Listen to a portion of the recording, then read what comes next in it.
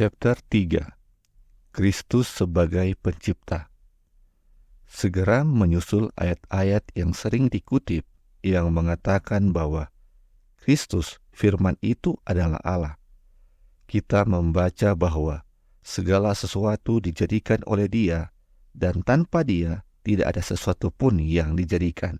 Yohanes 1 ayat 3. Komentar apapun tidak dapat membuat pernyataan ini lebih jelas dari hal itu. Oleh karena itu, kita beralih ke firman Tuhan dalam Ibrani 1 ayat 1-4. Allah, Samad akhir ini, Ia telah berbicara kepada kita dengan perantaraan anaknya, yang telah Ia tetapkan sebagai yang berhak menerima segala yang ada. Oleh Dia, Allah telah menjadikan alam semesta. Ia adalah cahaya kemuliaan Allah dan gambar wujud Allah, dan menopang segala yang ada dengan firman-Nya yang penuh kekuasaan. Dan setelah Ia selesai mengadakan penyucian dosa, Ia duduk di sebelah kanan yang maha besar, di tempat yang tinggi, jauh lebih tinggi daripada malaikat-malaikat, sama seperti nama yang dikaruniakan kepadanya, jauh lebih indah daripada nama mereka. Yang lebih tegas dari ini adalah kata-kata Rasul Paulus kepada jemaat di Kolose. Berbicara tentang Kristus sebagai pribadi yang melaluinya kita memperoleh penebusan, ia menggambarkan Yesus sebagai gambar Allah yang tidak kelihatan, yang sulung, lebih utama dari segala yang diciptakan, karena di dalam Dialah telah diciptakan segala sesuatu, yang ada di surga dan yang ada di bumi, yang kelihatan dan yang tidak kelihatan, baik singgasana maupun kerajaan, baik pemerintah maupun penguasa, segala sesuatu diciptakan oleh Dia dan untuk Dia. Ia ada terlebih dahulu dari segala sesuatu, dan segala sesuatu ada di dalam Dia. Kolose 1 ayat 15-17. Ayat yang luar biasa ini harus dipelajari dengan cermat dan sering direnungkan. Ini tidak meninggalkan apapun di alam semesta yang tidak diciptakan oleh Kristus. Dia menciptakan segala sesuatu di surga dan segala sesuatu di bumi.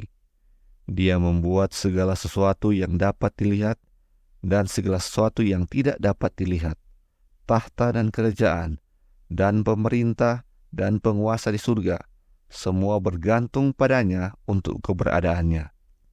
Dan sebagaimana Dia ada di hadapan segala sesuatu dan penciptanya, demikian pula dengan Dia segala sesuatu terdiri atau disatukan. Ini setara dengan apa yang dikatakan dalam Ibrani 1 ayat 3, bahwa Ia menopang segala sesuatu dengan firman-Nya yang penuh kuasa. Dengan firman, langit ciptakan, dan firman yang sama itu menopang mereka pada tempatnya dan memelihara dari kehancuran. Kita tidak mungkin dapat memutuskan hubungan ayat di atas dengan Yesaya 40 ayat 25 dan 26. Dengan siapa hendak kamu samakan aku, seakan-akan aku seperti Dia? Firman yang Maha Kudus. Arahkanlah matamu ke langit dan lihatlah, siapa yang menciptakan semua bintang itu dan menyuruh segenap tentara mereka keluar sampai memanggil nama mereka sekaliannya? Satu pun tiada yang tak hadir, oleh sebab Ia Maha Kuasa dan Maha Kuat. Atau terjemahan bahasa Ibrani lebih tegas lagi mengatakan, dari Dia yang hebat dalam keperkasaan dan kuat dalam kekuasaan, tidak satu pun dapat luput. Kristus adalah seorang yang kudus, yang menyebut setiap bintang di langit dengan namanya masing-masing dan menetapkan mereka dalam posisinya. Jelas dinyatakan dalam bagian lain dalam pasal yang sama. Tentang Dia sebelumnya telah dinubuatkan, ada suara yang berseru-seru, "Persiapkanlah di padang gurun jalan untuk Tuhan. Luruskanlah di padang belantara jalan raya bagi Allah kita.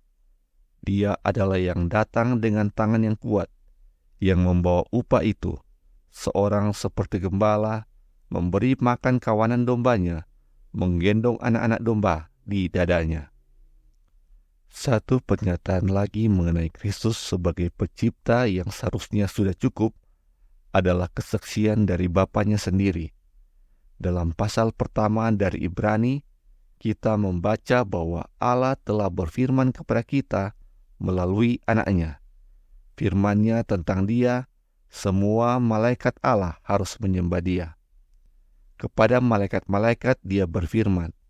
Ia membuat malaikat-malaikatnya menjadi roh dan pelayan-pelayannya menjadi nyala api. Tetapi tentang anak Ia berkata, "Tahtamu, ya Allah, tetap untuk seterusnya dan selamanya, dan tongkat kerajaanmu adalah tongkat kebenaran."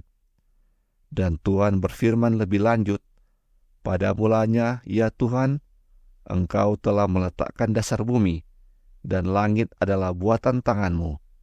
Ibrani 1 ayat 8 sampai 10. Di sini kita mendapati bahwa Bapa menyebut anak sebagai Tuhan dan berkata kepada anak, "Engkau telah meletakkan dasar-dasar bumi dan langit adalah buatan tanganmu." Kalau Bapa sendiri memberi penghormatan kepada anak, apakah manusia sehingga manusia harus menahannya?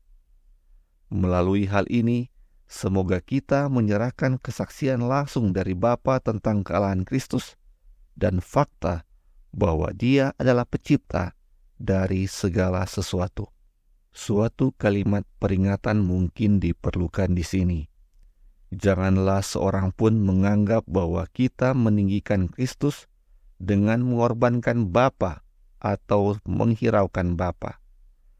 Hal itu tidak mungkin, sebab kepentingan mereka adalah satu. Kita memuliakan Bapa dengan memuliakan anak. Kita perhatikan kata-kata Paulus, yaitu, "Namun bagi kita hanya ada satu Allah saja, yaitu Bapa, yang daripadanya berasal segala sesuatu, dan yang untuk Dia kita hidup, dan satu Tuhan saja, yaitu Yesus Kristus, yang olehnya segala sesuatu telah dijadikan, dan yang karena Dia kita hidup." 1 Korintus 8 ayat 6. Seperti yang telah kita kutip sebelumnya, bahwa oleh karena Dia, Allah telah menjadikan seluruh dunia. Segala sesuatu pada dasarnya berasal dari Allah Bapa, bahkan Yesus Kristus sendiri berasal dan keluar dari Bapa.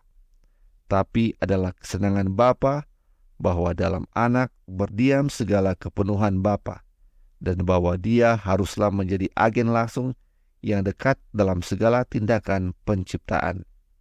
Tujuan kita dalam penyelidikan mengenai hal ini adalah untuk menempatkan Kristus pada posisinya yang benar, yaitu setara dengan Bapa, supaya kuasa penebusannya dapat lebih dihargai lagi.